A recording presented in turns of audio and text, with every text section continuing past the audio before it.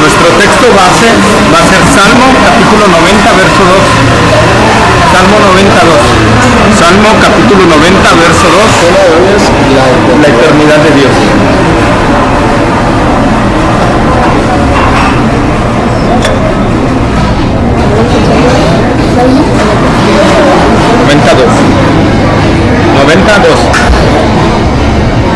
Sí. Salmo 92, Salmo queda a la mitad de la Biblia más o menos.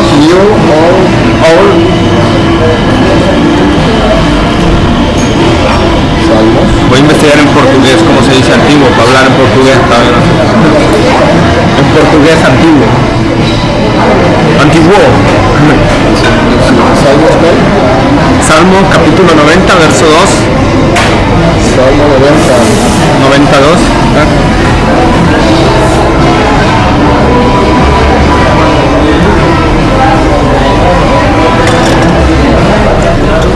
Salmo 92.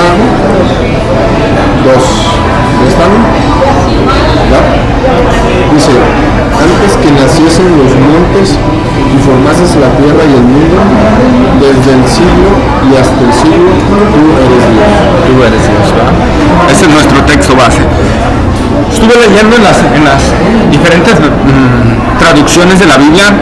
Tengo una que se llama la Biblia textual, tercera edición, que se supone que traduce textualmente como viene.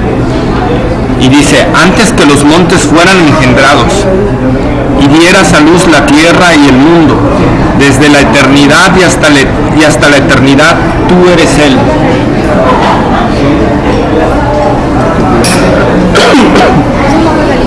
Y aquí viendo esta versión, me llamó la atención esa, tú eres Él, ¿verdad?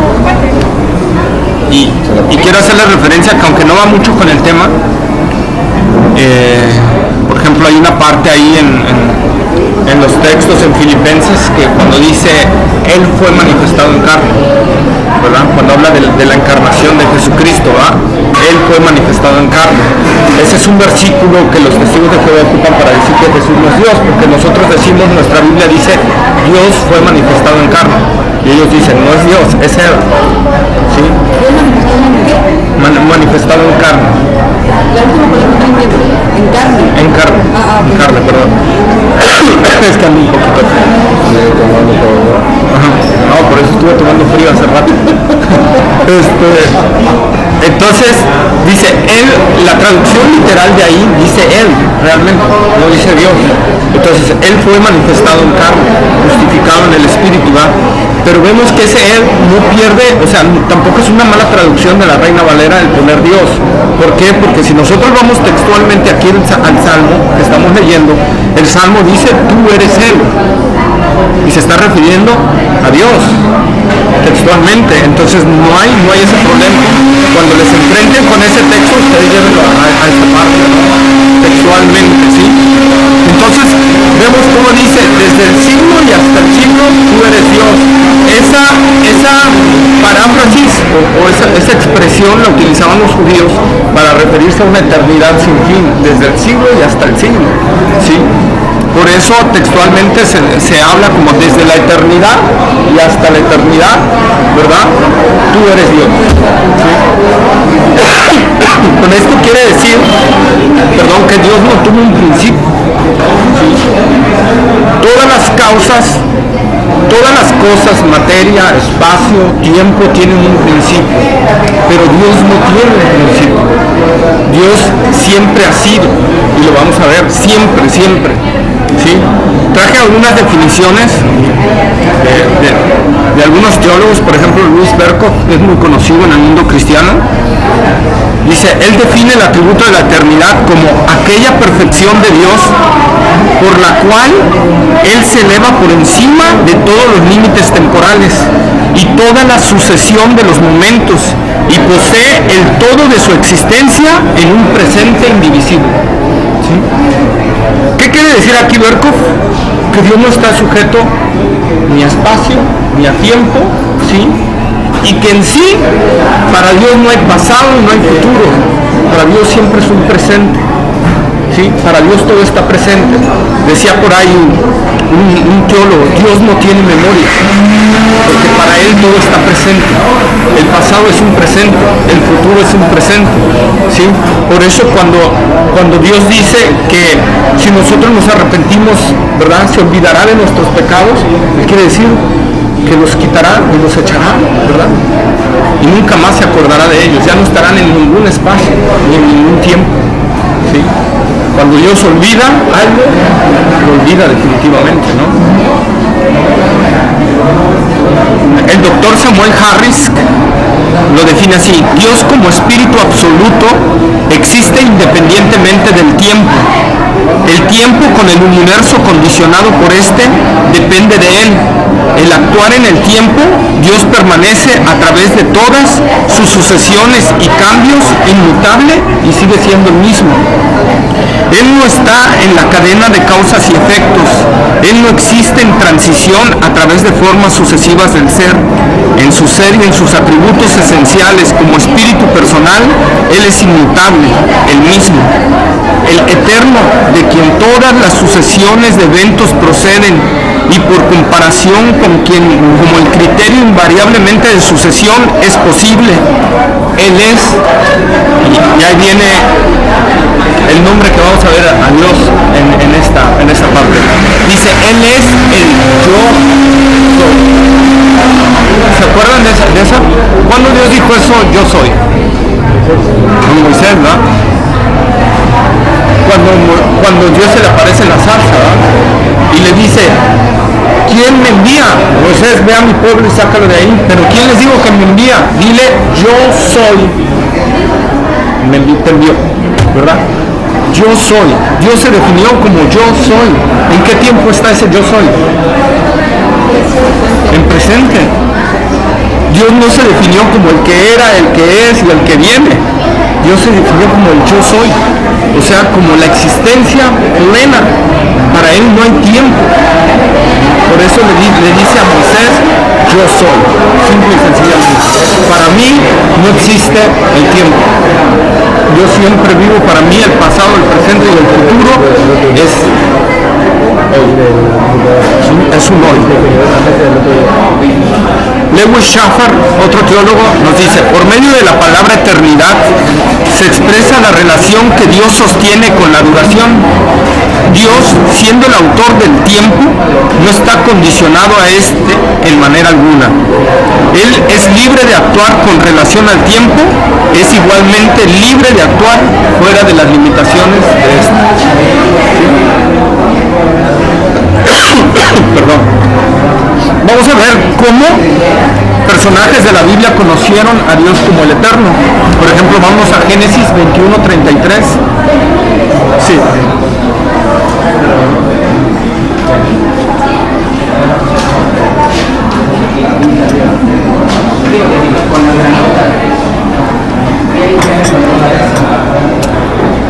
Esa agua con café. 33.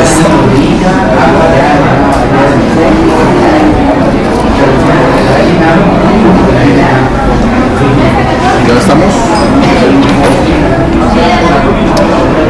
Dice, y plantó Abraham un árbol tamarisco en Beerseba e invocó allí el nombre de Jehová, Dios eterno. Vemos cómo Abraham, ¿verdad?, ahí lo conoció, ¿no?, como el Dios eterno. El nombre en hebreo es El Olam, ¿verdad? El Olam, que significa el eterno, ¿sí? Nos dice Charles Reedy, donde El Olam, o sea, ese nombre significa el Dios eterno, pero viene de una expresión original que significa el Dios de la eternidad. Él como Él, así, y Olam sin H, y M al final, Olam. Él, espacio, Olam. ¿Vale? M al final. El eterno, el Dios eterno. Y proviene de una expresión más antigua que significa el Dios de la eternidad. ¿Sí? Primera de Crónicas, capítulo 29, verso 10. Vamos que Abraham lo conoció como el Dios eterno. 29, Primera de Crónicas, capítulo 29, verso 10.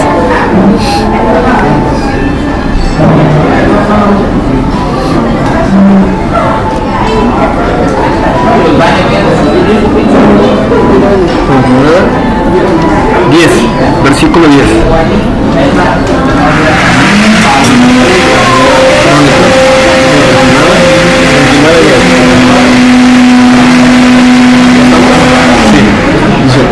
Asimismo se alegró mucho el rey David y bendijo a Jehová delante de toda la congregación y dijo: David, bendito seas tú, oh Jehová, Dios de Israel, nuestro Padre, desde el siglo y hasta el siglo. ¿Sí? Bendito sea Jehová, Dios de nuestros padres, desde el siglo y hasta el siglo, ¿no? Ya hablamos que esa es una expresión judía que significa eternidad, ¿no? Lo utilizaban ellos para expresarse así. Primera de Crónicas, capítulo 16, verso 36. 16, 36.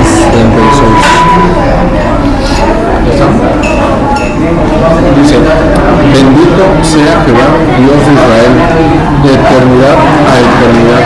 Y dijo todo el pueblo: amén, y alabó a Jehová. Entonces, como desde temprano, en verdad, desde temprano entendían los judíos la eternidad de Dios, que Dios no tuvo un principio ni un fin.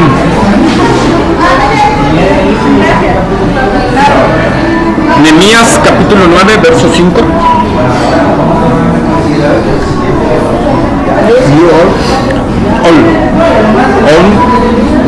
Nehemías capítulo 9, verso 5.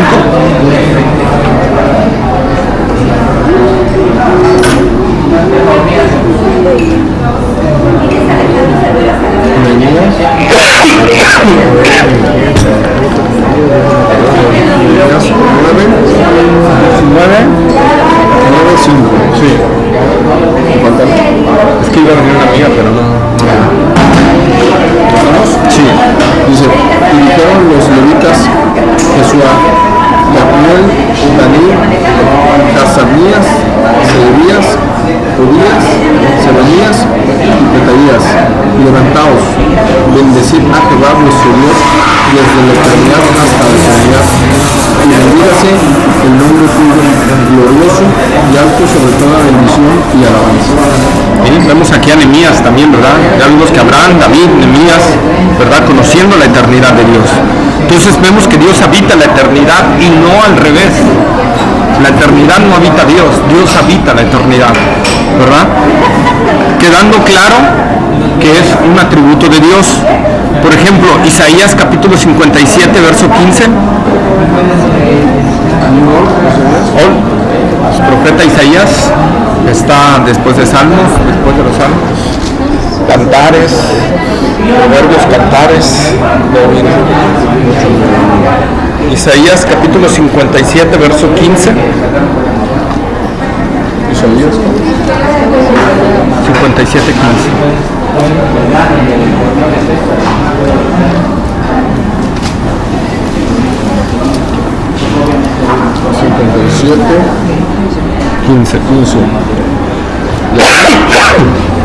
Dice: porque así dijo el alto y sublime, el que habita la eternidad y cuyo nombre es el santo. Yo habito en la altura y la santidad, y con el quebranto y humilde de espíritu, para hacer vivir el espíritu de los humildes y para vivificar el corazón de los quebrantados. Vean cómo Dios se expresa, dice, porque así dijo el alto y sublime, el que habita ¿dónde? El que habita la eternidad. Dios habita la eternidad. ¿Sí? La eternidad no controla a Dios, Dios controla la eternidad. Por eso para Él no es nada. ¿Sí? Recordemos, por eso es un atributo de Él lo puede controlar. Y a mí me encanta, dice, yo habito en la altura y la santidad. Yo habito en la altura. O sea, recordemos que Dios es infinito. Dios es omnipresente, está en todo lugar. Es más alto que el espacio entero, que el universo entero. Pero ¿qué dice? Yo, siendo tan alto, yo habito ¿con quién? ¿Qué dice ahí Isaías? Con el quebrantado y humilde de espíritu. ¿Sí? para hacer vivir el espíritu de los humildes y para vivificar el corazón de los quebrantados, ¿verdad? Si nosotros queremos habitar con Dios, con ese Dios eterno, tenemos que ser humildes. Tenemos que ser humildes. Así es. Así es. Dice un salmo por ahí que Dios, ¿verdad? Al humilde lo jala, pero al soberbio lo mira de lejos. Entonces nosotros tenemos que ver ahí, siendo un Dios tan fuerte, tan alto, tan poderoso, tan sublime, eterno, ¿verdad? Habita con la gente sencilla, con la gente noble, con la gente que se humilla ante Él, ¿verdad? Por eso dice el Señor, si se humillare mi pueblo, sobre el cual mi nombre es invocado, ¿verdad? Y dice, yo sanaría su tierra. A veces cuando nosotros, ¿verdad? Y de aquí sacamos, cuando nosotros pecamos delante de Dios y vienen consecuencias, y si nos humillamos delante de Dios, ¿verdad? Reconociendo lo que hemos hecho, como David, cuando reconoció lo que hizo y se humilló delante de Dios, Dios dice, yo voy a restaurarte. Yo voy a restaurarte. Si tú te humillas ante mí, yo te restauro. ¿Sí? ¿Amén? Entonces, bueno, Él habita la eternidad. Dios habita la eternidad porque Él es el principio de todas las cosas que existen. Él es el principio, Dios es el principio motor de todas las cosas que existen. Nada existiera si Dios no lo hubiera creado. Génesis 1:1, de memoria.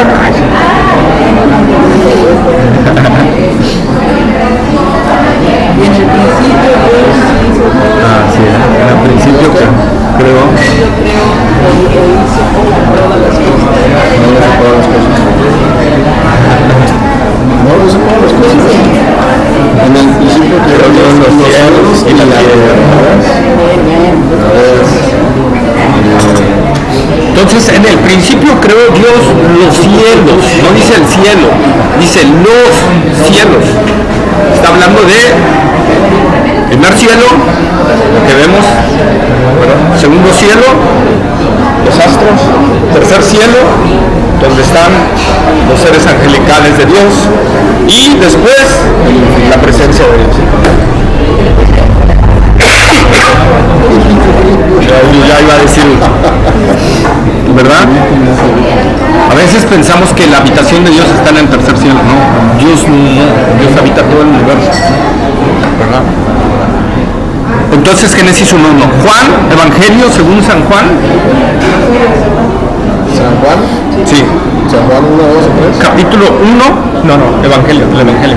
Mateo, Marcos, Lucas, Juan. San Juan. Sí. Capítulo 1, versos 1 al 3. San Juan 1. San Juan 1. ¿Ya? Así es, el 3. ¿Ya estamos? Dice, en el principio era el verbo y el verbo era con Dios y el verbo era Dios. Este era en el principio con Dios. Todas las cosas por Él fueron hechas y sin Él nada de lo que ha sido hecho fue hecho. ¿Okay? En el principio era el verbo. Bueno, el verbo, ¿quién es el verbo? Jesús Cristo, ¿va? Y Dios también, o sea, Él es Dios. Pero fíjense ahí, dice, en el principio, ¿qué? Era el verbo. ¿En qué conjunción está era? En pasado. Entonces, si está diciendo, en el principio era el verbo, ¿qué quiere decir? ¿Que el verbo qué?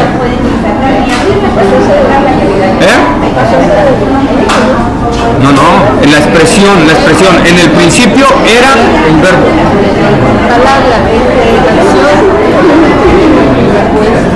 Si el verbo está en pasado, ¿qué está diciendo?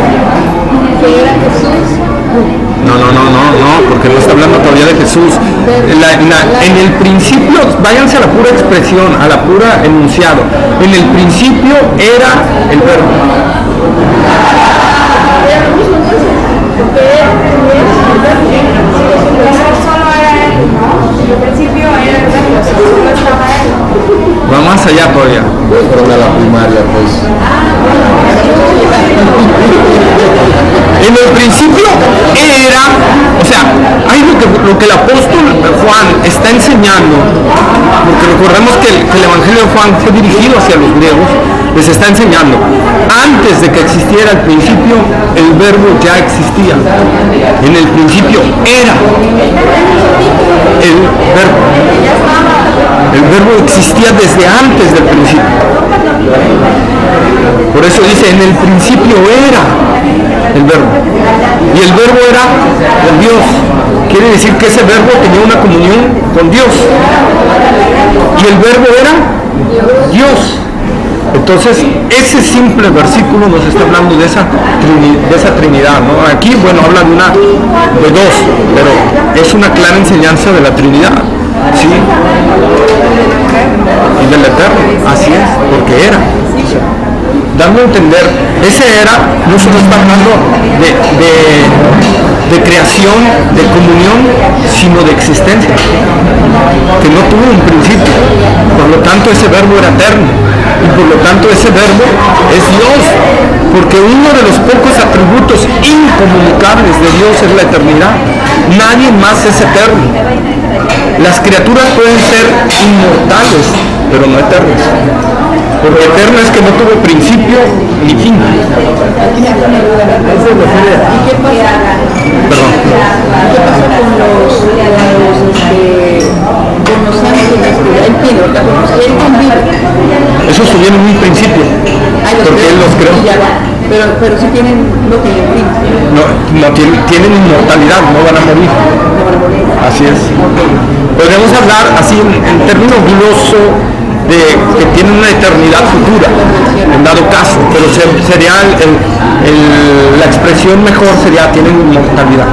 Sí, porque ellos sí tienen un principio. Así es. No tenemos, ellos algunos tengan un fin o que necesitemos poner algo, ya no necesitamos un fin, pero sí tenemos un principio. Ellos no, principio no tienen fin. Así es. Por eso él es eterno, por eso nunca tuvo un principio, nunca tendrá un final, ¿verdad?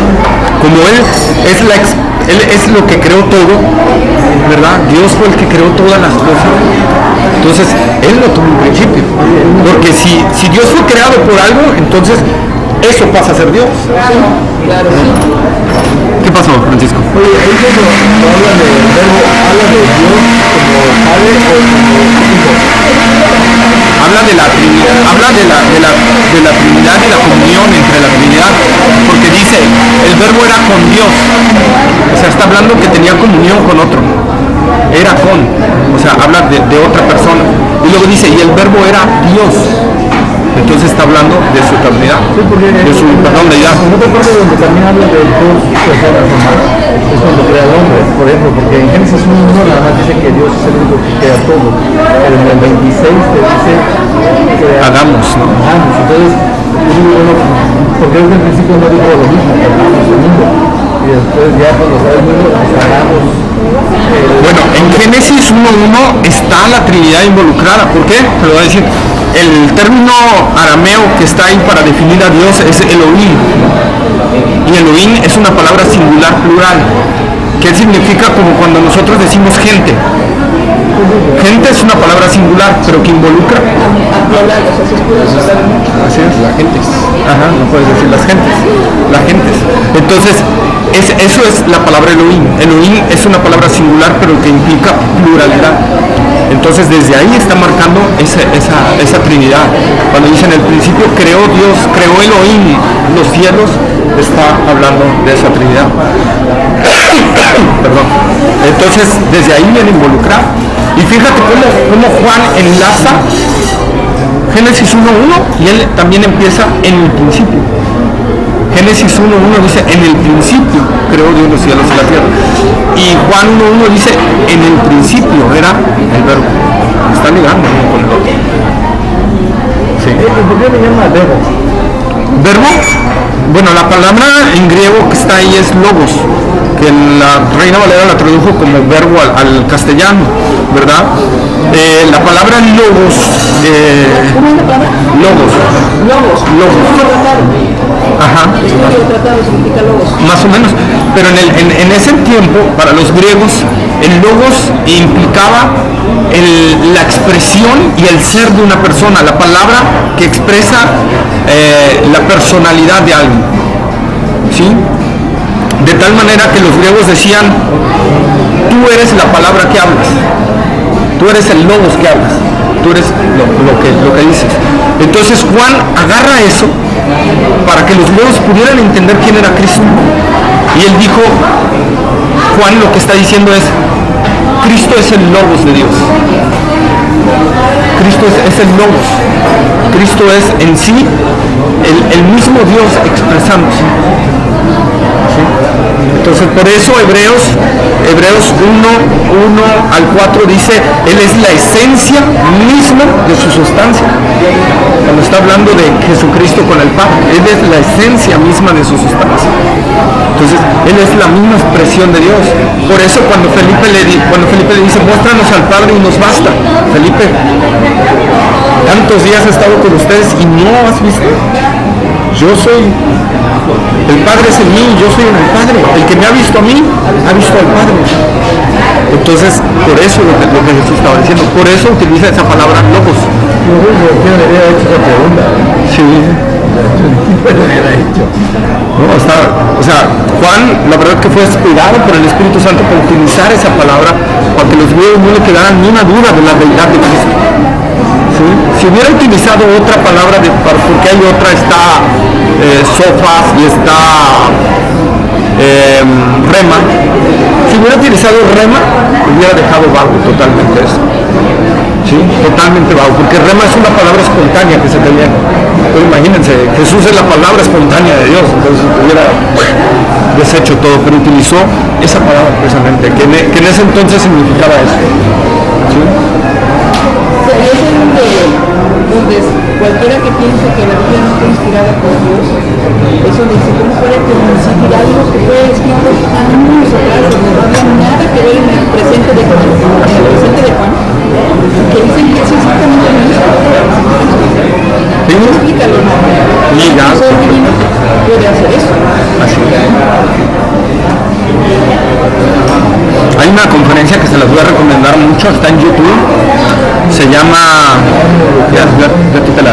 se llama Por su causa 2013 con John MacArthur, y ahí viene Por su causa 2013, búsquenlo así, John MacArthur, y ahí son 3 conferencias que él da ahí, pero que habla de la autoridad de la palabra, la inspiración de la palabra, y no me acuerdo cuál es la otra, pero son cátedras acerca de eso. Te quedas así como de wow. ¿Sí? Entonces, John MacArthur es uno de los pastores que yo recomiendo que oigan, o sea, la verdad, mis respetos, muy derecho. Bueno, Colosenses capítulo 1, Colosenses epístola, estamos después de los evangelios sigue Hechos, Romanos, 1 y 2 de Corintios, Gálatas, Efesios, Filipenses, Colosenses. Capítulo 1, verso 15 al 19. Por eso estoy tomando café, porque es caliente.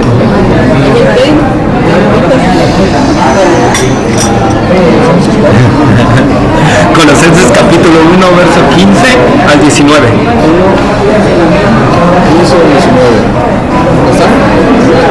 Dice, Él es la imagen del Dios invisible, el primogénito de toda creación, porque en Él fueron creadas todas las cosas, las que hay en los cielos y las que hay en la tierra, visibles e invisibles, sean tronos, sean dominios, sean principados, sean potestades. Todo fue creado por medio de Él y para Él. Y Él es antes de todas las cosas, y todas las cosas en Él subsisten.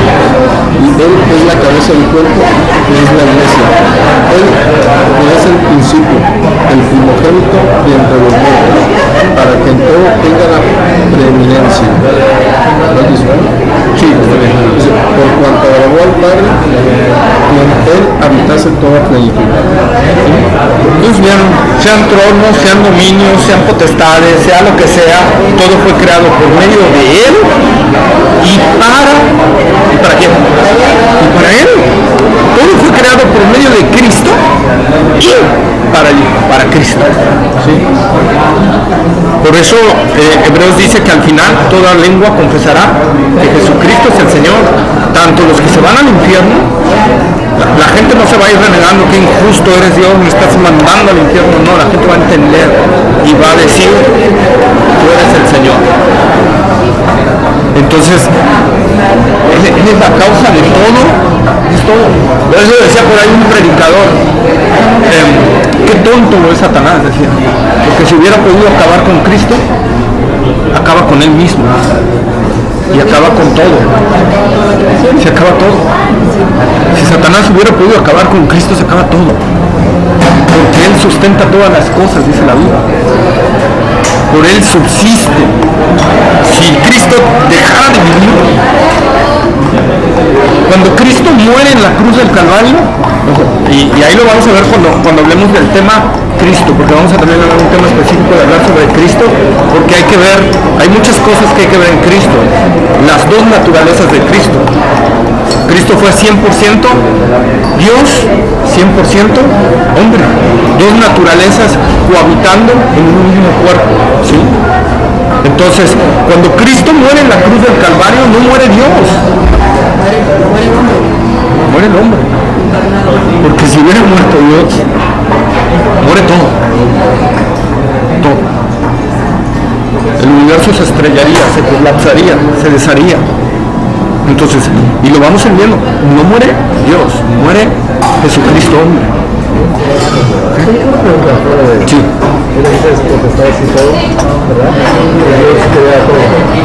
Hay una parte en la Biblia donde dice que los demonios escuchan su voz y tiemblan. ¿Por qué el hombre escucha su voz? ¿Su nombre es su voz o su nombre? No, dice, los demonios también creen y tiemblan. Sí. ¿Por qué el hombre no le pasa lo mismo? Porque los demonios fueron... Porque los demonios... Te preguntas bien difíciles. Francisco, por favor, aquello. Nada, decía. Sí, yo tenía un tema que lo junté al dibujo, ¿no? Se llama el temor de Dios, que Dios está fuera. Uno de Maldonado y otro de que dice otro día, al Duque. Entonces lo junté y ahí hablaba del temor de Dios, ¿no? De que eres, si eres Señor, eso es muy jodido. Pero un montón de citas bíblicas que hablaban del temor de Dios, ¿no? Decía que el principio de la sabiduría y el temor de Dios y de la inteligencia hace la vida. Pero yo un día me pregunté eso. O sea, entonces el hombre, ¿qué pasa en el hombre? Porque me imagino que los demonios posibles saben quién es. Son más inteligentes que nosotros. O sea, me refiero que ellos sienten quizá el poder intenso de Jesús, por ejemplo, es como yo lo pienso. Pero ¿qué pasa con el hombre? O sea, ¿qué pasa con el hombre? Porque no tenemos miedo. O sea, me refiero porque, por ejemplo, si hay una persona no han visto, inclusive cuando tiene miedo un niño a alguien, inclusive pasarse del niño, del temor, ¿no? Del miedo. Pero el hombre es que no le pasa a ellos, o sea, bueno, no sé, a lo mejor si hay gente que sí, ¿no? Pero los que yo he tratado de ellos, por la fe, o inclusive así que yo veo. Ya se estamos nosotros. Y yo me puse a pensar eso, yo veo así, me puse a pensar eso. Mira, yo creo que el detalle ahí es precisamente porque los demonios, y la Biblia dice que hay principados, potestades, gobernadores de las tinieblas, pero todos fueron antes ángeles que estaban ministrando la presencia de Dios, que estaban frente a la majestad y al poderío de Dios, que ellos sabían que no podían ver a Dios cara a cara porque bye, adiós. Entonces aun cuando se rebelaron, que a pesar de ser tan sabios, tan inteligentes, tan fuertes y todos los que se rebelaron, ¿verdad?, sufrieron el castigo momentáneo de Dios, porque hay un castigo que vendrá posteriormente para ellos, el castigo eterno, pero el castigo momentáneo donde fueron desechados y fueron quitados de esa gloria que tenían. Entonces ellos ya saben quién es Dios, así es, y que por más que lo odien o lo detesten o todos saben que no pueden contra él, que él no necesita ángeles. Cuando la Biblia dice que el arcángel Miguel va a pelear con Satanás, no es porque no pueda con Satanás, es porque Dios dice, es tan poco rival para mí que mejor le envío uno de los míos, de mis secuaces. Ya, es esa expresión, ellos ya vieron eso. El hombre no ha visto esa majestad de Dios, pero cuando... A veces no la conocen. Así es, no la conocen, pero cuando Dios le plació en sus momentos revelarse, sí existía eso. Por ejemplo, cuando Isaías capítulo 6 dice, yo vi al Señor sentado sobre un trono alto y sublime, ¿verdad? Y vio todo eso. ¿Y cuál fue la expresión de Isaías? Ay de mí, que soy hombre muerto. O sea, una expresión de pánico. Dijo, hasta aquí llegué.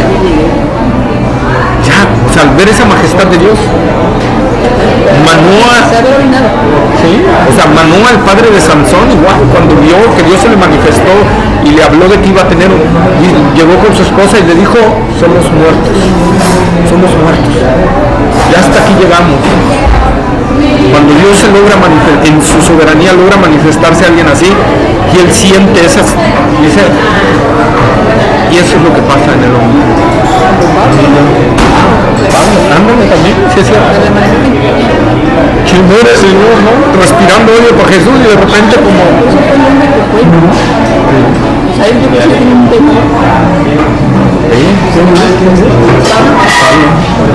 Yo, por ejemplo, escucho la oración de la intercesión de Abraham cuando está por Sodoma y Gomorra, y está diciendo, ¿no? Que soy un pueblo y ceniza. Ahí es donde yo siento que... Porque le va hablando con mucho cautela. ¿Sí? Le va hablando con mucha cautela. Otra vez vuelvo a hablar, yo soy pueblo y ceniza. Entonces, ahí siempre es esa sensación como que él se tiene temor de poder expresar algo, o sea, poder decir algo. Hay una reverencia absoluta. Ahí yo veo perfectamente que él tenía miedo, tenía su expresión como va a agarrar de miedo. Yo hoy vengo a las iglesias y todo, y he visto, o sea, la gente, ¿no? Que sí, lloramos todo, pero dije, no es una expresión así de miedo, ¿no? Es un desahogo, pero el miedo lo he visto, ¿no? O sea, pero no te viste miedo, ¿no? Ese miedo puede ser la vida, ¿no? Sí. Tú sientes Una vez yo lo planteé, alguien que también me dijo y se lo planteé, le digo, ¿realmente crees que Dios te visitó? Porque si Dios te hubiera visitado, primero estarías muerto. En segunda, si hubiera sido una manifestación de Dios, como la de Isaías o algo, ahorita estarías diciendo, soy de lo peor. Porque cuando tú te confrontas con la santidad de Dios, cuando Dios se manifiesta en santidad. Entonces cuando un ser tan puro como Él se revela a tu vida, y que esa luz que él da te hace ver toda tu impureza, lo menos que vas a decir es, ay Dios, qué lindo. Tú dices, qué horrible soy, porque te hace ver tal cual eres. Entonces, digo, cuando Dios realmente visita a alguien, lo que hace es una expresión de entender quiénes somos, de arrepentimiento y de adoración a Dios. Seríamos seres más humildes. Muchos dicen ver a visto a Dios y son bien arrogantes. Yo soy el favorito.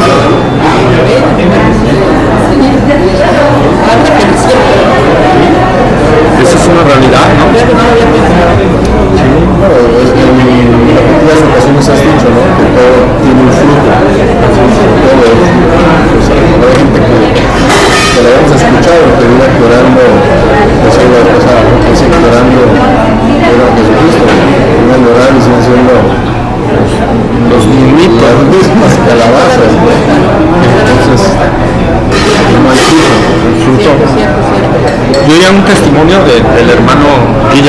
paz descanse, ¿no? Que él decía que estaba orando y se le reveló un ángel que le traía un mensaje de Dios, y él dice que empezaba ya a orar y el ángel se le aparecía y le daba un mensaje de Dios, hasta que un día dice que él sintió que algo no andaba bien. Entonces le dijo: te ordeno en el nombre de Jesús que me digas quién eres. Y dice que ese ángel se desapareció y ya nunca se le volvió a aparecer. ¿Y quién era?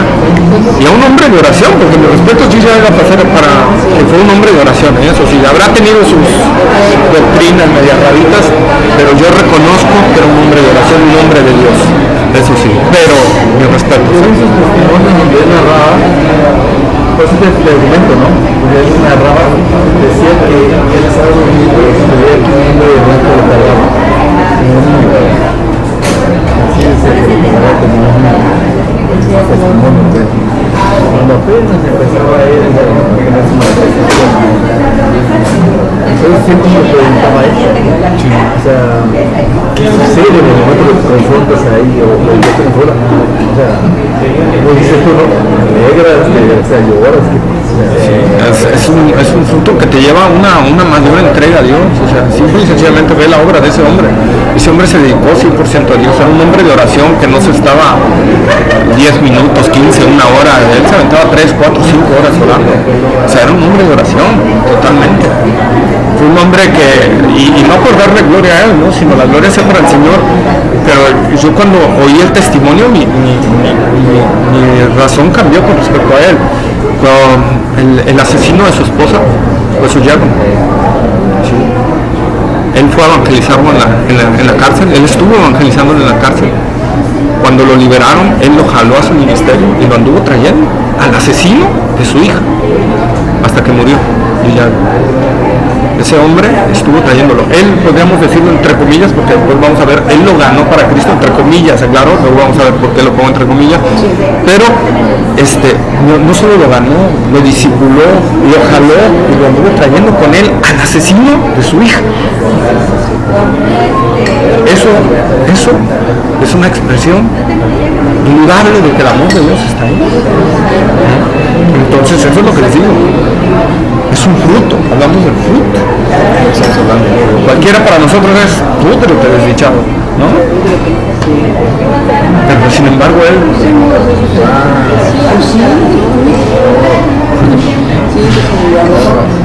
Que algún día podría ser así, veo el fruto, ¿no? De que está ahí.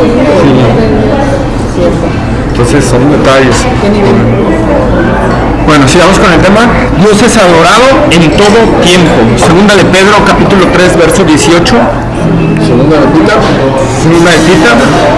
3.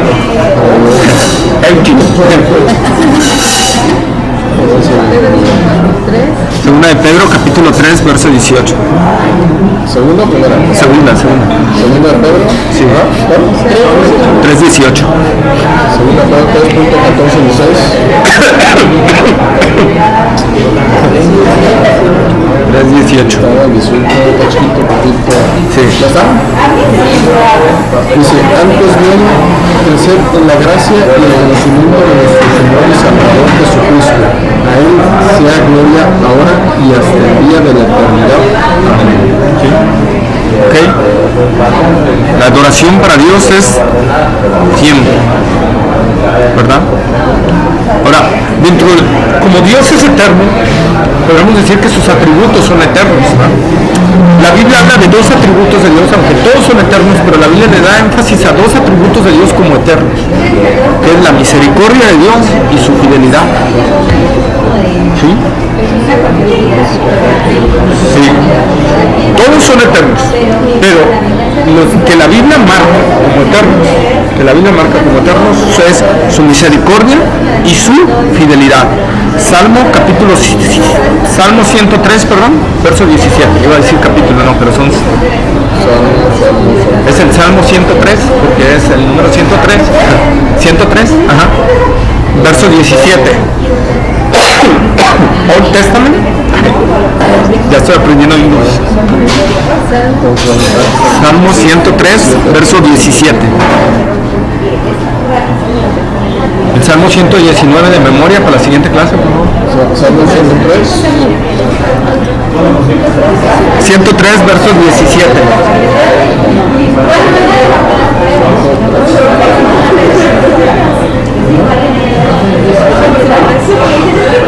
103:17. Sí. ¿Ya llegaron? ¿Ya estamos? Salmo 103:17 dice: mas la misericordia de Jehová es desde la eternidad y hasta la eternidad sobre los que le temen, y su justicia sobre los hijos de los hijos. Ok. ¿Me vieron? ¿Cuándo es su misericordia de Dios? Desde la eternidad y hasta la eternidad. Su misericordia no acaba sobre los que le temen, dice, ¿verdad? Y su justicia sobre los hijos de los hijos. Y su justicia sobre los hijos de los hijos. Salmo 100, verso 5. Salmo 100, verso 5. Verso 5. 105. ¿Ya está? Porque Jehová es bueno para siempre en su misericordia, y su verdad por todas las generaciones. Pues bueno, para siempre su misericordia y su verdad por todas las generaciones. La misericordia de Dios no acabará, ¿verdad? No acabará, nunca acabará y siempre será.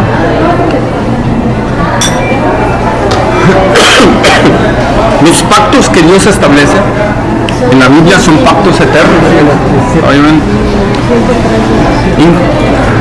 Isaías, profeta Isaías, capítulo 55, verso 3. ¿Profetas? Sí, profetas. All prophets. Capítulo 55, verso 3.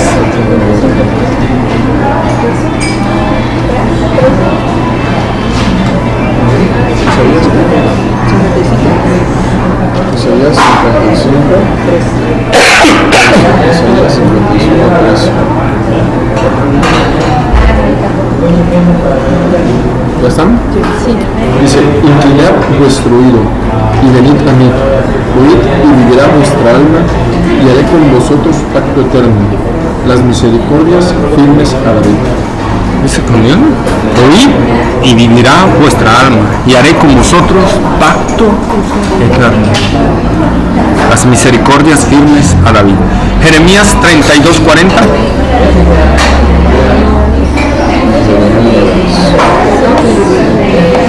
Jeremías 32:40, después de Isaías, exactamente después de Isaías. Es Old Testament. 32, Jeremías capítulo 32, verso 40. 32, 40. 32, 40, ya está. Dice: y haré con ellos pacto eterno, que no me volveré atrás de hacerles bien, y pondré mi temor en el corazón de ellos, para que no se aparten de mí. ¿Qué palabra, qué pacto tan fuerte, ¿no? Un pacto eterno, dice que no me volveré de atrás de hacerles que De hacerles bien. bien. Y pondré mi temor en el corazón de ellos, para que no se aparten de mí. ¿Esto a quién se lo decía? ¿O cómo está aquí? Eso es, en primer lugar, es una profecía referente al pueblo judío, pero también es una profecía referente al pacto que iba a venir, ese pacto que Cristo va a confirmar en la cruz del Calvario, ¿verdad? Ese pacto de gracia. Y fíjense que era parte de lo que estamos hablando en la clase anterior. Dice que no me volveré atrás de qué, de hacerles bien. Y pondré, ¿qué pondremos? Temor en su corazón. Temor de fallarle a Dios, temor de que cuando hagas algo mal va a venir ese temor, va a venir ese redarguir del Espíritu. Pero ¿para qué Dios va a poner ese temor? ¿Para que andemos con miedo? Ahí lo dice, ¿para qué? Ahí lo dice, ¿para qué?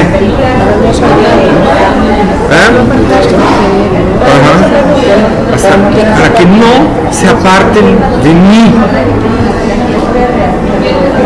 Dios pone en el cristiano, cuando hace algo mal, pone un temor en él. ¿Para qué? Para que no se aparte de Dios.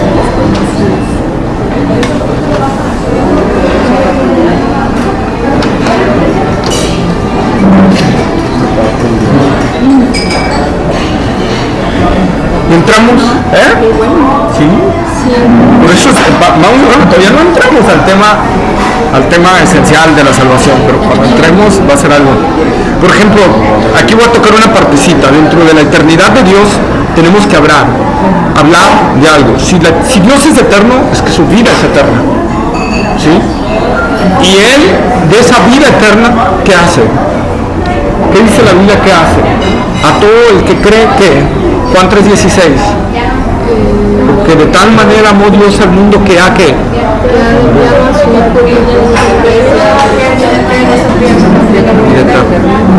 para que todo aquel que en Él cree no se pierda, mas tenga que vida eterna. Vida eterna. Yo nunca había analizado esto, pero vida eterna. ¿Por qué vida eterna? Porque nos va a dar de su propia vida, de su propia naturaleza. Porque ahora cuando tú eres cristiano, ¿quién pasa a habitar en ti? El Espíritu Santo, que es el Espíritu eterno. Vas a habitar dentro de ti. Por eso es vida eterna. ¿Sí? No es vida temporal. La vida eterna, la salvación es eso, que la vida de Cristo vino a tu vida. Ahora tienes vida sin fin, vida eterna. ¿Sí? Esa vida eterna es eterna porque parte del ser eterno de Dios no solo es el soplo de vida, ¿sí? Es el Espíritu Santo morando en nosotros. Por eso Juan dice, en Él estaba la vida. Y la vida era la luz de los hombres. En Cristo estaba habitada toda la vida eterna. Por eso cuando Cristo muere por nosotros, esa vida eterna, ¿verdad?, es pasada a nosotros a través de su Espíritu Santo. Juan 1:4, el Evangelio según San Juan, Mateo, Marcos, Lucas, Juan, San Juan.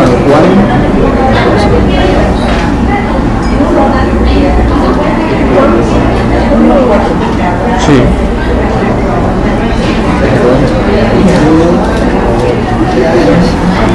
Que está lo que dije ahorita, es esa parte que dije ahorita, pero solo quiero que lo vean ahí en la Biblia. San Juan 1:4 dice, en Él estaba la vida y la vida era la luz de los hombres. Por eso ahora nosotros habitamos en luz. ¿Por qué habitamos en luz? Porque la Biblia dice que somos hijos de luz. Porque ahora tenemos la luz de Dios, tenemos esa vida de Dios. Dios es luz, Dios es vida, y esa vida ahora está dentro de nosotros. Por lo tanto, nosotros ahora que somos luz, porque Él está fluyendo dentro de nosotros. ¿Sí? Esa es la parte. Juan capítulo 10, igual el Evangelio de San Juan, capítulo 10, verso 27 al 30.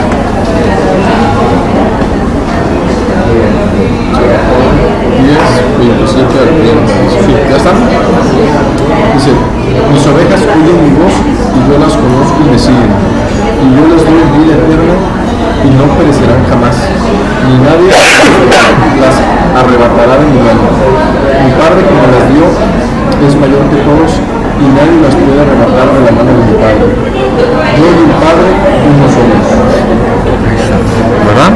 Fíjense, en especial quiero que nos fijemos ahorita en el versículo 28, 10:28, dice, y yo les doy ¿qué? Vida eterna. No perecerán jamás, ni nadie las arrebatará de mi mano. ¿Por qué dice que no vamos a perecer jamás? Porque nos dio vida eterna, nos dio su vida. Sí. Yo les doy vida eterna.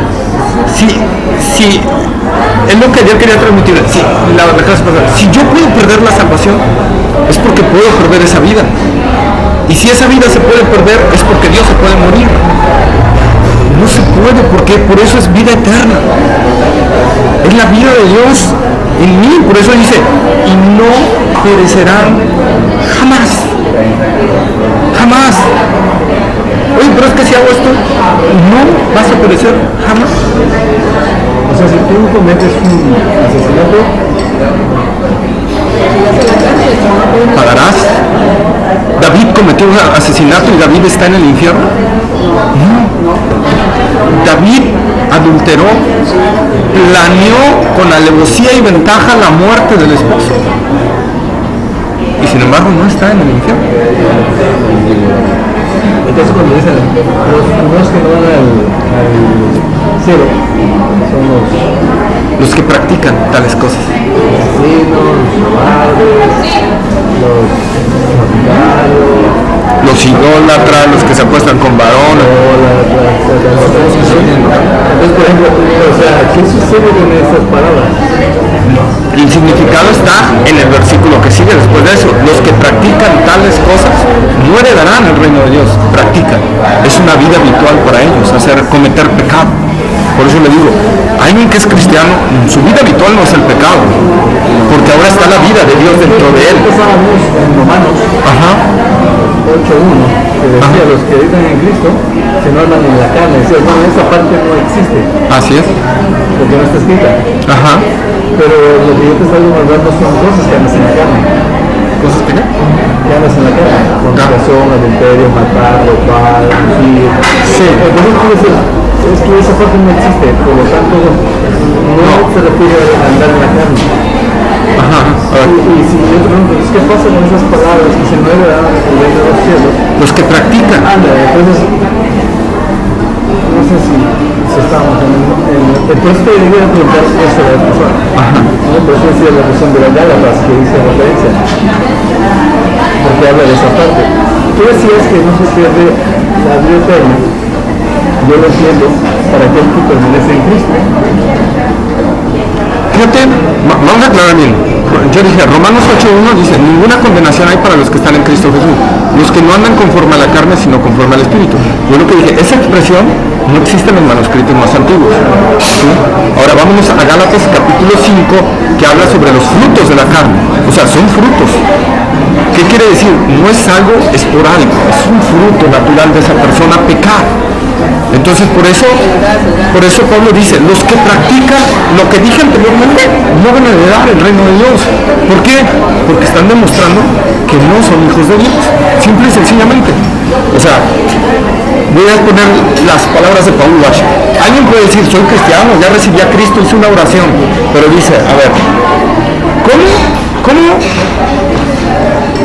sabes que es un pato? Te muestro algo y te digo es un pato, ¿tú cómo sabes?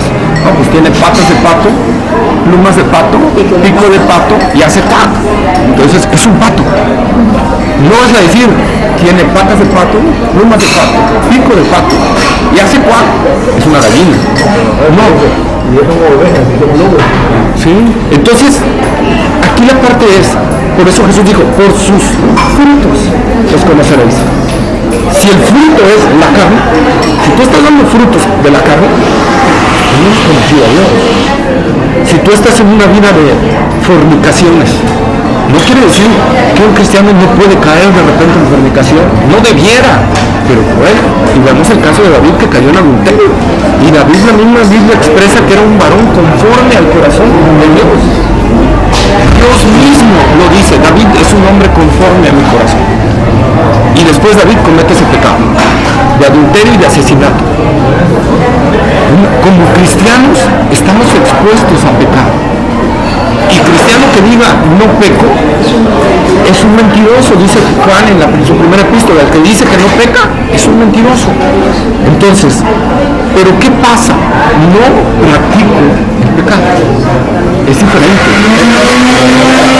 No practico el pecado. Ahora, cuando peco, como lo vimos en Jeremías, viene un redarguir a mi vida. Dios dice, pondré un temor dentro de ti para que no te apartes. Entonces viene ese temor y dice, Señor, te fallé. Y te guía al arrepentimiento. Y vienes a sus pies. Lo que pasó con David. David no se había arrepentido luego de su pecado. Pasó tiempo para que David se arrepintiera.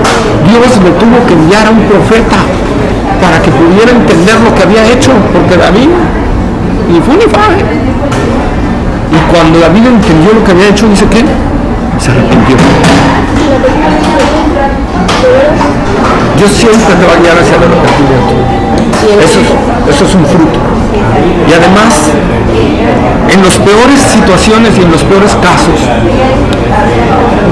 la palabra de Dios dice que Él pagó por todos nuestros pecados. Es decir, por todos, es todos. El sacrificio de Cristo, como cuando Jesús le dijo a Pedro, cuando le iba a lavar los pies, ¿qué le dice Pedro? Señor, no me laves los pies. Pedro, si no te lavo, no tienes parte conmigo. ¿Qué le dice Pedro? Señor, lávame todo. No, Pedro. ¿Qué le dice el Señor? El que ya está, ¿qué? Lavado. No necesita más que ¿qué? Limpiarse el polvo de los pies. Eso es simple y sencillamente. Como cristianos en nuestro caminar en esta vida, nos vamos a llenar de repente de polvo y tenemos que limpiarnos de ese polvo, de ese pecado que hicimos. Así. Te vas a arrepentir. Te va a guiar al arrepentimiento eso. Pero aún así, aunque al final, pero es alguien que realmente dio fruto toda su vida, al final, si pecó y murió en ese momento, la sangre de Cristo, su Hijo, lo limpia. Si es un cristiano real. Y eso va a depender de Dios. Yo no puedo decir si se fue al cielo o se fue al infierno. ¿Sí? Porque en la realidad quien conoce en real 100% si eres o no eres, es Él. Lo peor es que llegas ante, ¿cómo se llama? Ante el tribunal de Cristo. ¿Sí? Y te dice, si te nombra, te la hiciste. Si no te nombra... Es que, es más, acabas de decir algo bien claro. Para el cristiano hay un juicio aparte, totalmente aparte del juicio para el incrédulo. Para el cristiano es el tribunal de Cristo. Para el incrédulo es el juicio del gran trono blanco. El juicio del gran trono blanco que está en Apocalipsis. Así es. Donde dice que todos van a venir ante Dios y se van a abrir los libros, ¿va? Todo el que no recibió a Cristo va a venir y se van a abrir los libros y se va a ver todo lo que hicieron. Hablando metafóricamente, no hay libros en el cielo, ¿verdad? Pero Dios nos va a traer a memoria todo lo que hicieron en su vida. Y van a ver que la condenación que Dios les va a poner es totalmente justa. ¿Sí? Pero en Corintios, que ahorita no me acuerdo el capítulo, habla del tribunal de Cristo. Pablo dice que todos nosotros, o sea, todos los cristianos, porque Corintios le está hablando a los cristianos, todos nosotros compareceremos ante el tribunal de Cristo. ¿Para qué? No para condenación, dice, para que cada uno reciba según lo que haya hecho. Algunos recibirán pérdida y serán salvos, dice Pablo. Pero ahí viene una expresión que, como yo les digo a los hermanos, a mí me causa miedo. Pero no está en juego la salvación. Por eso Pablo dice, él mismo será salvo, aunque así como por fuego. Por fuego.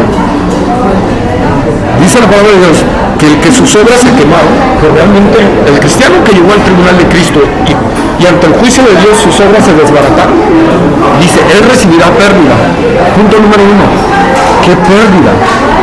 ¿De su salvación? No, porque Pablo dice inmediatamente después, él mismo será salvo, aunque así como por fuego.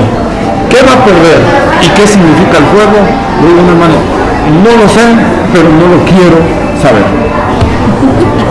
No lo quiero experimentar. No quiero llegar ante el tribunal de Cristo y que mis obras se quemen y que Dios me diga, eres salvo, pero viene un fuego sobre ti. No sé qué significa eso, pero seré salvo. Esa persona será salva, dice la Biblia. No lo digo yo, lo dice la Biblia. Pero ¿qué va a perder? ¿Y qué simboliza el fuego? No lo sé, pero va a haber una pérdida y va a ser tratado con fuego. No sé si signifique una purificación especial, no sé si signifique el Watchman Nee, que a mí se me hace una idea bastante alocada. Dice que algunos cristianos van a ser lanzados por un tiempo se me hace demasiado fuerte, pero no lo sé, porque no hay un respaldo bíblico sobre eso. Pero lo que sí sé es que dice que será salvo. ¿Sí? Entonces, en el juicio del gran trono blanco, es condenación. En el tribunal de Cristo dice que no, que ahí va a ser para recibir que los galardones, la reprimenda o la pérdida. De salvación no, porque repito, dice será salvo. Pero como recibirá lo que haya se hecho. merece, ¿no? Lo que se merece.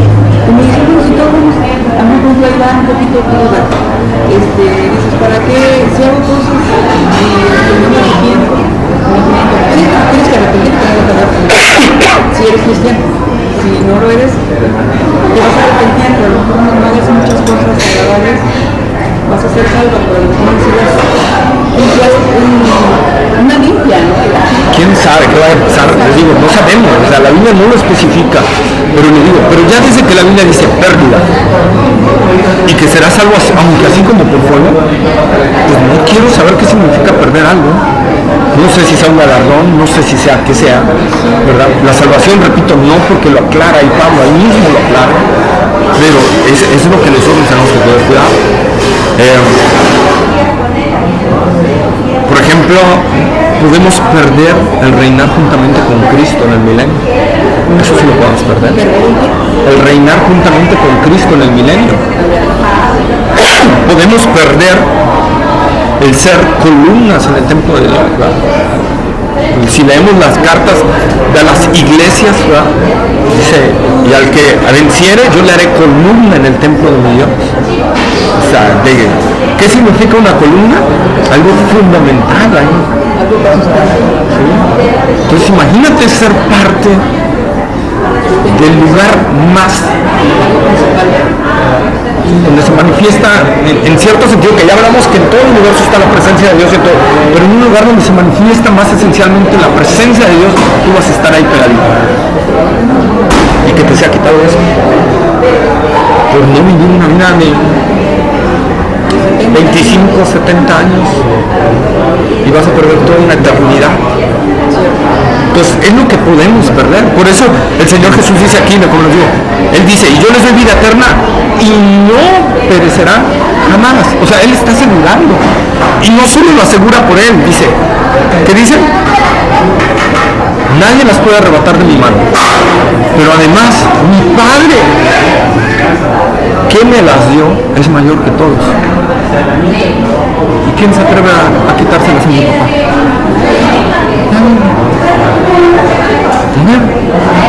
Haber pecado, atrévete a quitarla. Fíjate, la Biblia habla de dos situaciones del cristiano. El cristiano, Cristo está en el cristiano, pero el cristiano también está ¿en dónde? En Cristo.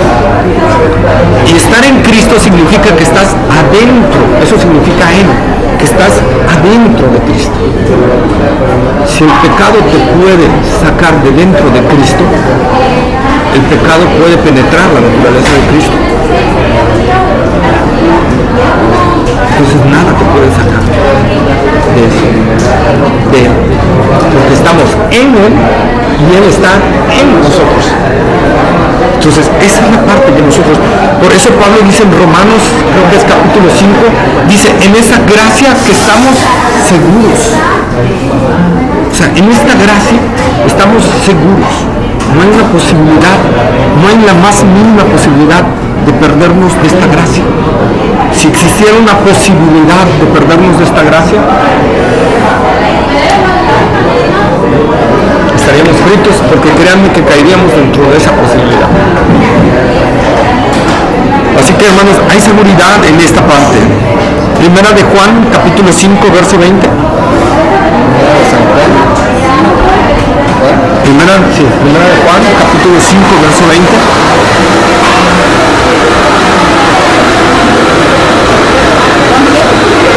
Juan capítulo 5, verso 20.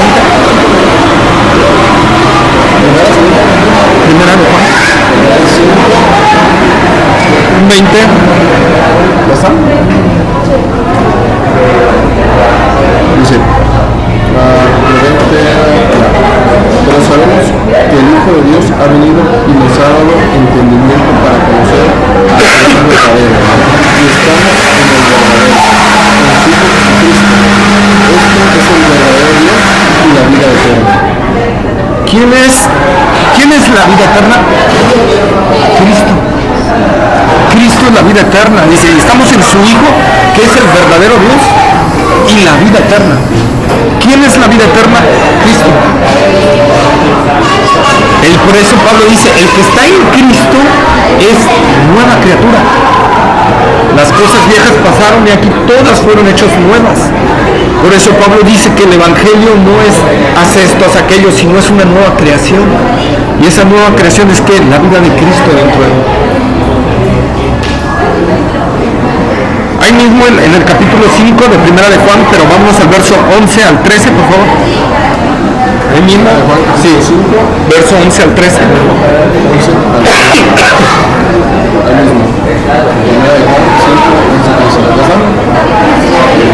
Dice, y este es el testimonio, que Dios nos da la vida eterna, y esta vida está en su Hijo. El que tiene al Hijo tiene la vida, el que no tiene al Hijo de Dios no tiene la vida. Estas cosas os he escrito a vosotros que creéis en el nombre del Hijo de Dios, para que sepáis que tenéis vida eterna y para que creáis en el nombre del Hijo de Dios. Fíjense, aquí está la clave. Y este es el testimonio, que Dios nos ¿qué? Que Dios nos va a dar vida eterna. No, que Dios nos ha dado. ¿Qué quiere decir? Que ya la tenemos, que ya la poseemos. Y si es vida eterna, el término eternidad, ¿qué significa? Nunca ausente, ¿sí? Nunca termina. Y este es el testimonio que Dios ya nos dio la vida eterna. Y esta vida está ¿dónde?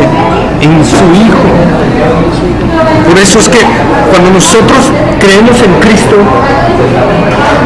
nosotros pasamos a ser de Cristo. Entonces, el que tiene al Hijo tiene la vida, el que no tiene al Hijo de Dios no tiene la vida. Así es. Y ahí está la clave.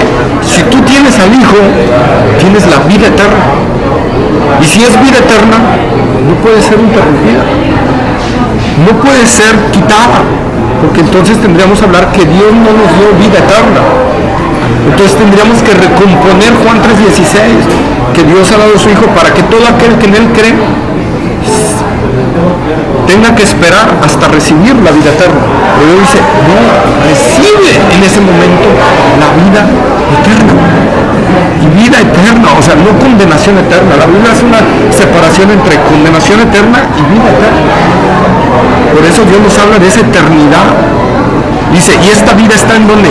En su Hijo. Y aquí es donde viene la parte. Dice, el que tiene al Hijo, tiene la vida. Y el que no tiene al Hijo, no tiene la vida. No la tiene. ¿Sí? ¿Puede aparentar a alguien tener al Hijo? Sí. Pero tarde o temprano el fruto saldrá. Por eso Juan también lo dice, no lo traje en esta carta. Juan dice, salieron de nosotros porque no eran de nosotros. Porque si hubieran sido de nosotros, ¿hubieran qué? No. Permanecido. Cuando la Biblia habla, y el que persevere hasta el fin, este será salvo, no está hablando de que tú a través de tu perseverancia vas a obtener la salvación, sino está hablando que la perseverancia es un fruto de tu salvación. Ahí es donde está la clave. Por eso Juan dice, porque si hubieran sido de nosotros, hubieran permanecido. La permanencia es un fruto, no es una obra. Entonces, esa es la clave. Por eso yo les digo, la permanencia es un fruto.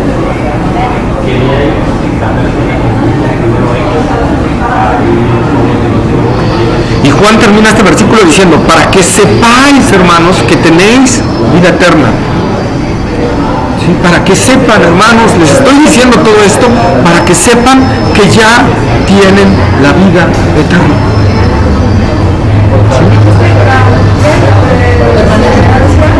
Ajá, la perseverancia o permanencia es un fruto, no una obra. ¿Sí? O sea, es un fruto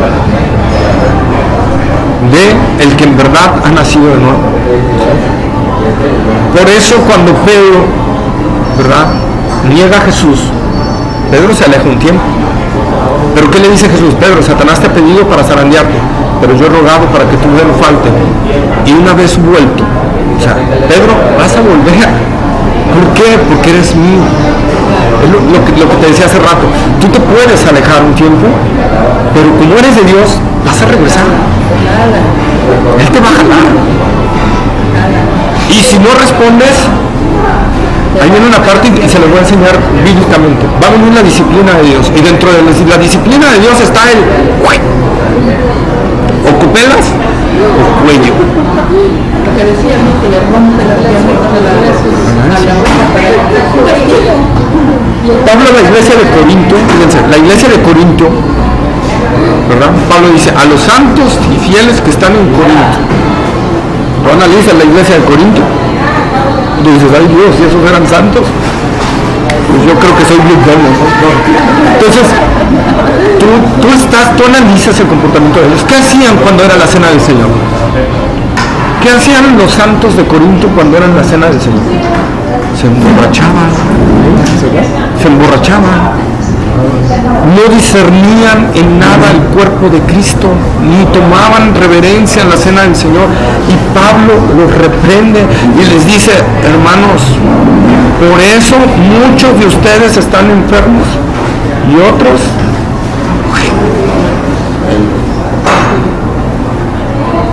Entonces, ahí es, hermano, si tú no quieres oír la voz de Dios y Dios te está hablando y te está diciendo, te va a meter en disciplina, y no quieres atender la voz, Dios puede meter la disciplina de qué es, de decirte, hasta aquí llegaste. Bye, tu finish en tu vida aquí. Por eso Pablo me dijo, hermanos, gracias. Gracias.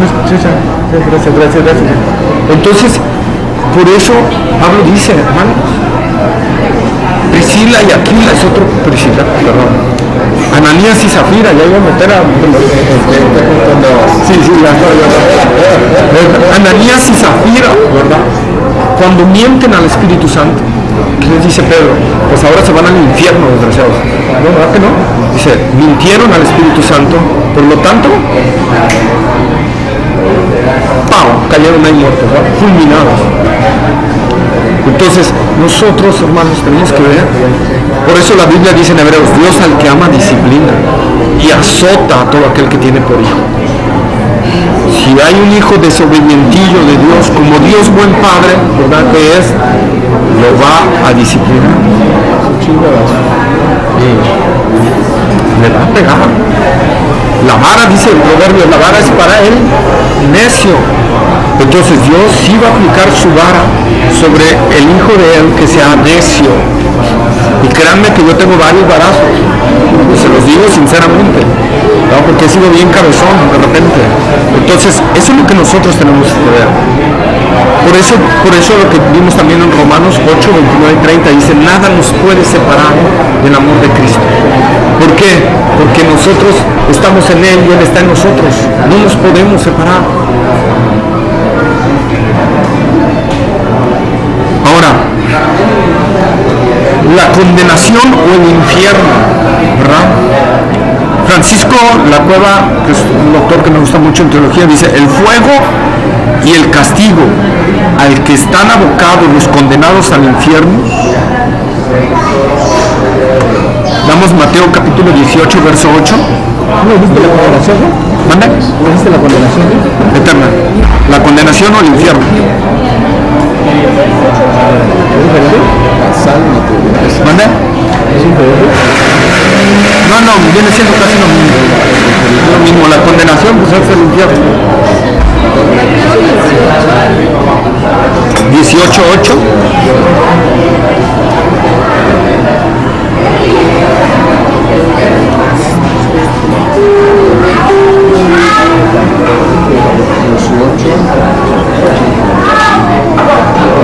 ¿Ya estamos?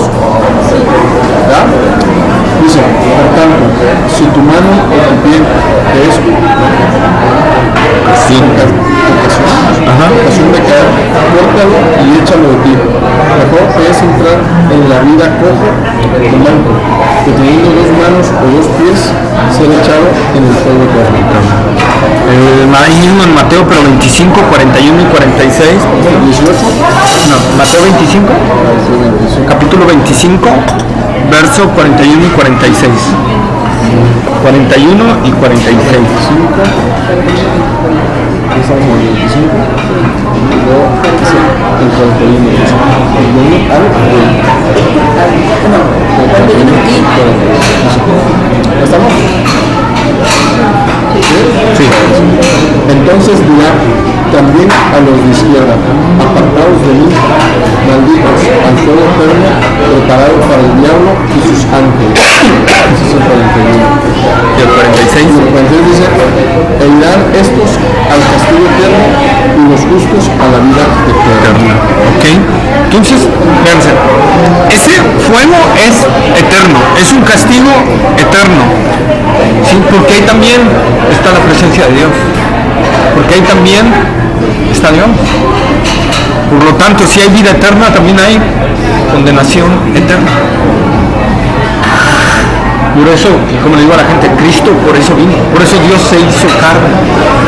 Porque había una condenación muy fuerte sobre la humanidad. Y era la única forma de rescatar a la humanidad. Sí. Si no, no sería omnipresente. Habría un lugar donde Dios no estaría. Y Él está ahí. Ahí en el infierno, Dios demuestra más su ira que su misericordia, su amor y todo lo demás. En el infierno Él demuestra más su ira. Demuestra su juicio. Demuestra su justicia. ¿Sí? ¿Por qué? Porque Dios aborrece el pecado. Y porque la palabra dice: la paga del pecado es muerte. Es condenación eterna. Por eso Dios, como le digo a la gente, vino por eso. Y Francisco Lacoda dice, él dice y pone personalmente esto, dice: la existencia de los condenados en el infierno no merece el nombre de eternidad, porque no se le puede llamar vida. Más bien habríamos de llamarlo perpetuidad, perpetua condenación. ¿Sí? Que perpetuo es algo que también no termina. Pero sí, el infierno va a ser algo muy terrible. Aquí en San Mateo, 41, vamos a leer, dice: entonces dirá también a los de izquierda. ¿A quién se refería? Al PRD. Al PRI. A los de izquierda. No, no es cierto, no. Al verde color. No, del Partido del Trabajo. a los de izquierda y a los de su derecha. Ahí hay un juicio. Aquí lo que está pasando es un juicio. Ahí hay un juicio. Donde Jesús está enjuiciando a las naciones en su segunda venida. Y va a enjuiciar a las naciones. Dice: a los de su izquierda les dirá: por cuanto me vistes desnudo y me vestiste, estuve en los hospitales y me visitaste. Y empieza a decir, ¿verdad? Y ellos van a decir: ¿cuándo hicimos eso, Señor? Por cuanto lo hiciste a uno de estos mis pequeños, a mí me lo hiciste. Ojo, no está hablando de la iglesia. Estoy hablando de una escatología premilenial. No le está hablando a la iglesia. Le está hablando al pueblo de Israel. Al pueblo de Israel. La nación que se rebele, la nación que vaya contra Israel va a ser juzgada. Esos son los de la izquierda. O sea, porque estuve desnudo y no me vestiste. Estuve en hospitales y no me visitaste. Por tanto, malditos. Vaya. Esos, no me quiero adelantar mucho porque el tema es la eternidad de Dios, pero esos no van a entrar al milenio. Esas naciones no entran al milenio. Esas naciones son directamente quitadas. Y esperando el juicio final, el gran juicio del gran trono blanco. Pero las naciones que apoyaron a Israel como recompensa de Dios, porque Dios prometió a Abraham que los que bendigan a Israel, Dios los va a bendecir.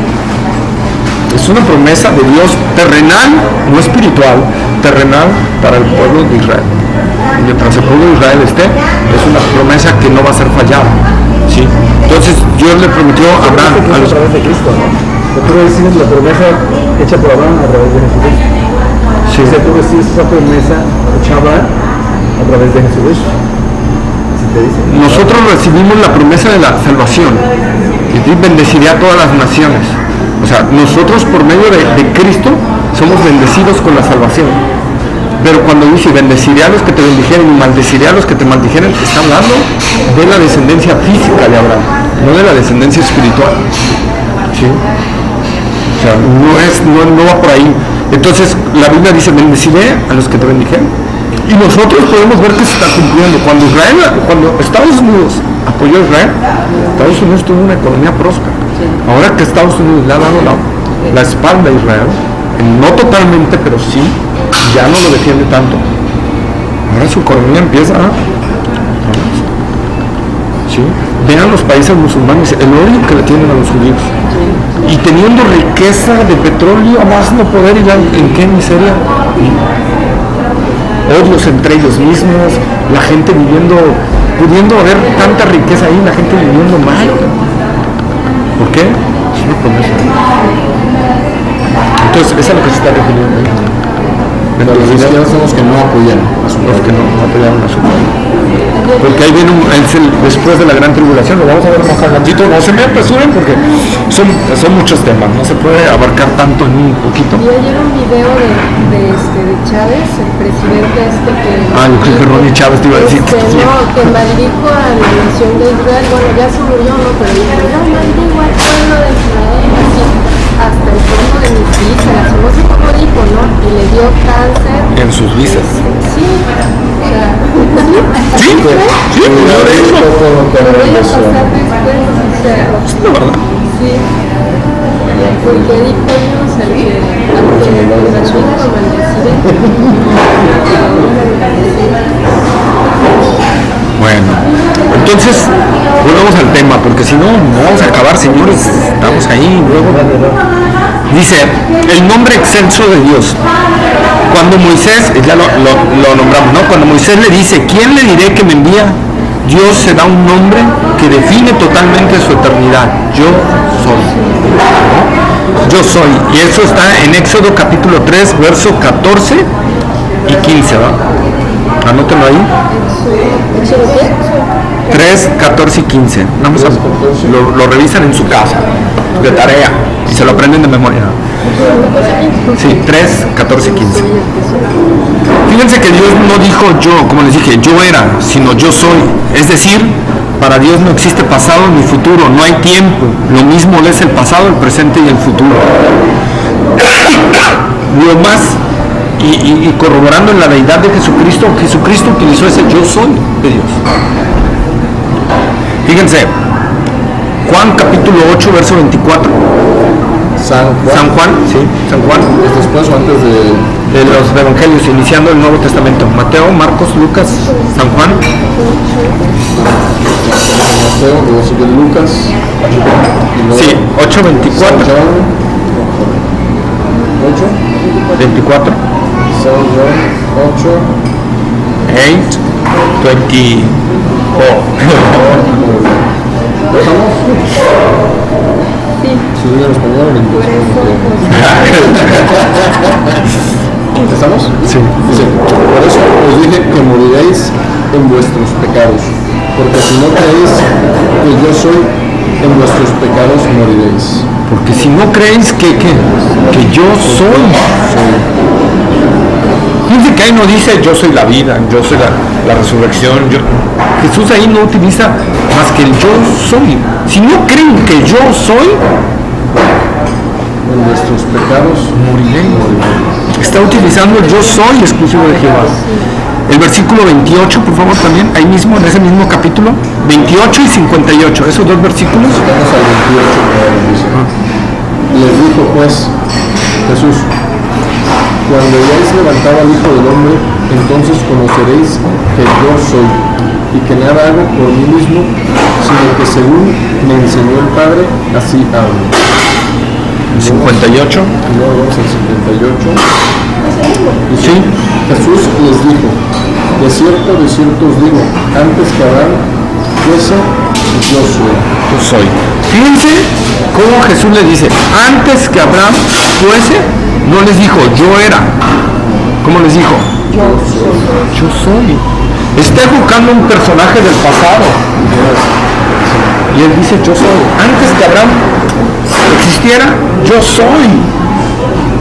Utilizó el yo soy de Jehová, el nombre para los judíos más santo de Dios, que inclusive en el arameo es Yahweh. Le quitaron las vocales para no pronunciar ese nombre tal cual. Era tan santo para ellos que le quitaron las vocales para no pronunciar el nombre tal cual, porque para ellos era algo bastante fuerte ese nombre. Entonces, pero Jesús lo utiliza, y los judíos captaron lo que Jesús dijo, porque en el versículo 59 de ahí mismo lo quieren apedrear. Vean el versículo 59. Al mismo del 8, hasta el 59 dice: tomaron entonces piedras para arrojárselas, pero se escondió y salió del templo, y atravesando por en medio de ellos se fue. ¿Por qué agarraron piedras y lo quisieron apedrear? Porque es un nombre muy santo, y Dios dijo: el que tome mi nombre en vano, muera. Eso lo he dicho en el Antiguo Testamento. Entonces los judíos, cuando oyeron eso, lo quisieron apedrear, lo quisieron matar a pedradas. Entonces Jesús, al decir yo soy, estaba diciendo: yo soy ese Dios que ustedes esperan. Yo soy el Dios del Antiguo Testamento. Entonces, ¿cómo? Tú eres un hombre, ¿no? Entonces vemos cómo la deidad de Jesucristo, Él mismo se la expresa. ¿Sí? Pueden también ahí poner, si quieren, de tarea para que lo revisen, capítulo 18 de ahí mismo de San Juan, versos 6 y 8. Juan 18, 6 y 8.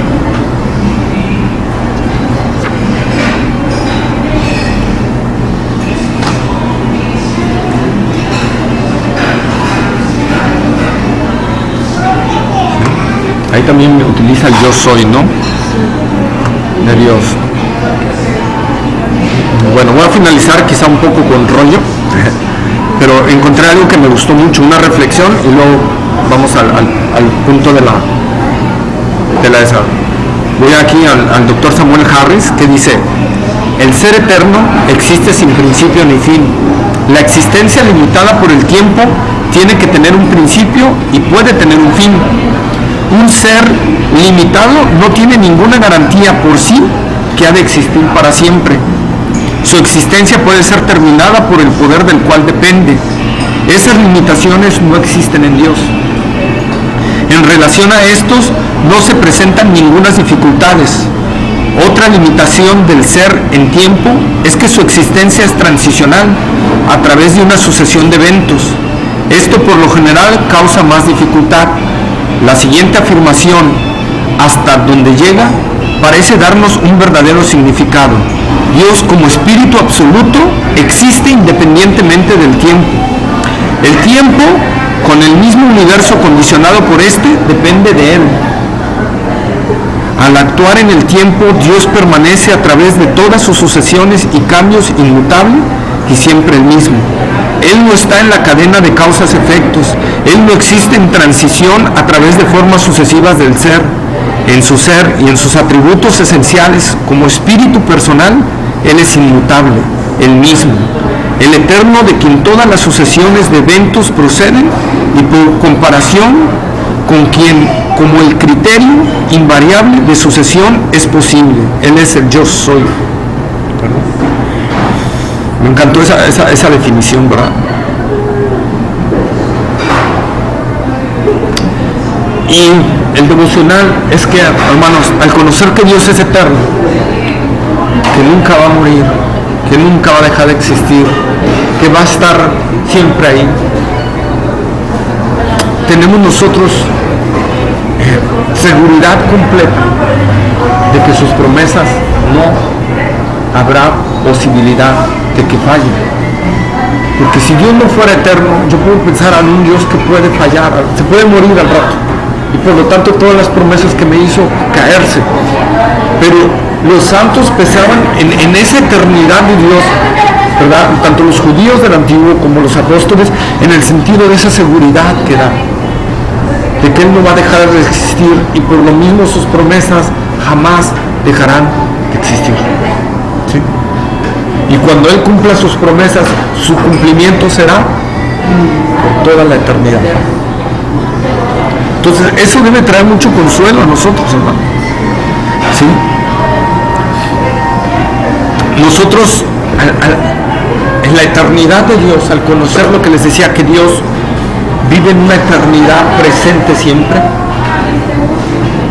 cuando Él nos recibe como hijos, nos recibe, en ese yo soy.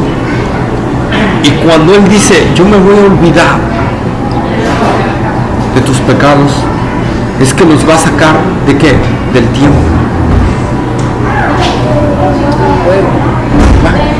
Por eso dice, para que entendamos en términos humanos, dice, lo voy a echar a lo profundo del mar. Porque en lo profundo del mar, ahí donde están esos abismos y todo, ni la luz más intensa puede llegar a esos lugares. Los abusos que se meten hasta con lámparas, no llegan su luz a cierta profundidad, ya no llega más. Porque Dios dice, pues para que entiendas lo que yo voy a hacer con tu pecado, nunca más me voy a acordar. ¿Por qué? Porque yo vivo en una eternidad y por lo tanto voy a sacar eso de mi mente y lo voy a expulsar de la eternidad. Y por lo tanto nunca más le vendrá memoria, dice Dios. Nunca más tendré memoria de tus pecados. Eso es, en serio, eso es un descanso total en el Señor. Por eso Jesús dice, dejen sus cargas, échenlas sobre mí. ¿Verdad? Pablo dice, bueno, el escritor de Hebreos, perdón, no se sabe quién es, yo creo que es Pablo, pero ahí sí hay diversas opiniones, pero Pablo, el escritor de Hebreos dice, dejando ya el pecado que nos asedia, corramos la carrera. Quítense, como diciendo, quítense ya esa carga. Ya, quítensela. Y empiezan a correr con esa confianza plena en el Señor. ¿Verdad? Como dice el Santiago, ¿verdad? El hermano de Jesús en la epístola de Santiago, dice, Elías era un hombre sujeto a las mismas pasiones que nosotros, sujeto a las mismas debilidades, pero oró a Dios y no llovió por 3 años, y volvió a orar a Dios y llovió. ¿Sí? Entonces, hermanos, no por las fallas que cometamos crees que Dios te va a dejar de ir. No por tus debilidades creas que Dios te va a hacer a un lado. Por eso Pablo, el escritor de Hebreos, dice, ya quítate eso y prosigue la carrera. Como dice Pablo, yo olvidando ciertamente lo que quedó atrás, prosigo a la meta, al premio del supremo llamamiento. Si cometí un pecado, me arrepiento y sigo. No me voy a detener a estar examinando pequé, ya, me tengo que quedar ahí estancado. No, pequé, me levanto y sigo la carrera. ¿Sí? Porque si tú te detienes, vas a sufrir algunas pérdidas. Les recomiendo un libro mucho, que ya se lo recomendé aquí también, El progreso del peregrino, de John Bunyan. Sí, léanlo. Está fabuloso ese libro. Después de la Biblia, ya claro, mucho después de la Biblia, es el libro que más recomiendo. El progreso del peregrino de John Bunyan. Sí, ya es viejito. John Bunyan, con Y. Bunyan, junto, Bunyan. Ese, para no hacerles mucho detalle, Carlos Spurgeon, reconocidísimo pastor de los años 1800, lo leyó 300 veces. Lo leía y lo volvía a leer y lo volvía a leer, sin quitar sus meditaciones en la Biblia. Claro, porque siempre la Biblia debe ser nuestro libro principal, pero lo leyó 300 veces. ¿Por qué? Porque ese libro contiene la vida cristiana. ¿Sí? Y ahí van a ver, ahí van a encontrar personajes como pereza, como distracción, ¿verdad? Y muchos otros personajes que en el caminar cristiano te los vas a topar. Y es lo que habla precisamente ese libro. Por eso dice el progreso del peregrino, su caminar hacia la ciudad celestial, ¿verdad? Está muy bueno ese libro. Está muy bueno. Y John Bunyan fue un pastor